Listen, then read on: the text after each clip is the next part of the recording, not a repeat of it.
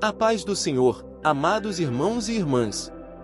Hoje, vamos estudar o capítulo 13 do Evangelho de Lucas, um texto riquíssimo que nos ensina sobre o arrependimento, a paciência de Deus, a necessidade de frutificarmos espiritualmente e a importância de escolhermos o caminho certo. Jesus nos alerta que não há mais tempo a perder e que devemos estar prontos para o reino de Deus. Se esta mensagem falar ao seu coração, curta, compartilhe e se inscreva neste canal para que a palavra de Deus alcance mais vidas. Agora, com o coração aberto, vamos aprender juntos. Jesus começa o capítulo falando sobre algumas tragédias que aconteceram na época. Algumas pessoas haviam sido mortas por Pilatos, e outras morreram quando uma torre caiu sobre elas. Então, Jesus pergunta: pensais vós que esses foram mais pecadores do que todos os outros? Versículo de número 2. E ele mesmo responde: não, vos digo, antes, se não vos arrependerdes, todos de igual modo perecereis. Versículo de número 3. Isso nos ensina uma verdade profunda: as tragédias não são necessariamente castigos de Deus, mas devem nos lembrar da necessidade do arrependimento. Para reforçar essa mensagem, Jesus conta a parábola da figueira estéril. Um homem tinha uma figueira que não dava frutos, e ele decidiu cortá-la.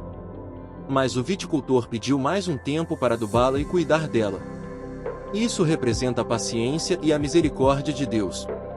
Ele nos dá oportunidades para nos arrependermos, mas chegará o tempo em que o juízo virá. Será que você tem dado frutos para Deus ou sua vida espiritual está estéril? Jesus estava ensinando na sinagoga quando viu uma mulher que estava encurvada há 18 anos. Ele a chamou e disse: mulher, estás livre da tua enfermidade. Versículo de número 12. Imediatamente, ela foi curada. Mas o líder da sinagoga ficou indignado porque Jesus curou no sábado. Então, Jesus respondeu: hipócritas!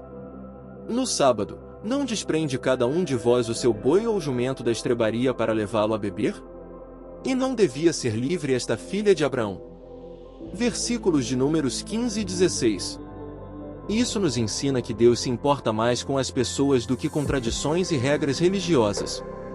A graça de Deus não tem dia nem hora para agir. Jesus compara o reino de Deus a um grão de mostarda e ao fermento. O que isso significa? O grão de mostarda é muito pequeno, mas cresce e se torna uma grande árvore. O reino de Deus começa pequeno, mas cresce e transforma tudo. O fermento também é pequeno, mas leveda toda a massa. O reino de Deus tem um impacto invisível, mas poderoso. Depois, Jesus fala sobre a porta estreita. Porfiai por entrar pela porta estreita, porque eu vos digo que muitos procurarão entrar e não poderão. Versículo de número 24. Isso significa que seguir a Jesus não é fácil. O caminho largo é mais atraente, mas o caminho estreito leva à vida eterna. Você está andando no caminho estreito ou tem seguido o caminho do mundo?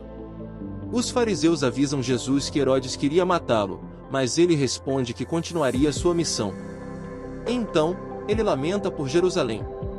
Jerusalém, Jerusalém, que matas os profetas e apedrejas os que te são enviados.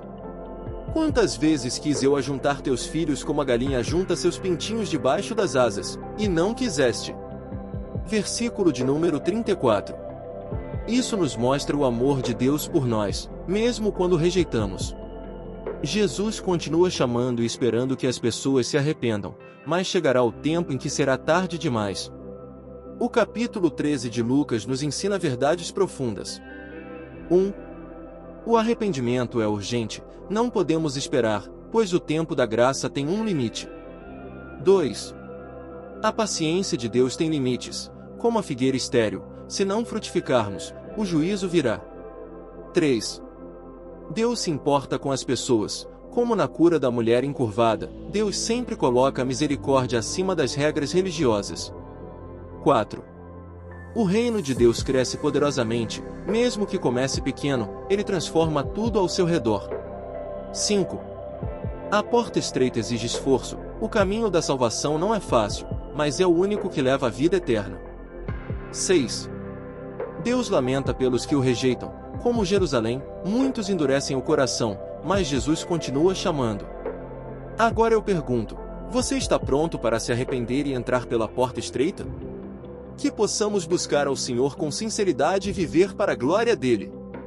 Se esta mensagem falou ao seu coração, curta, compartilhe e se inscreva neste canal para que mais vidas sejam alcançadas pelo Evangelho.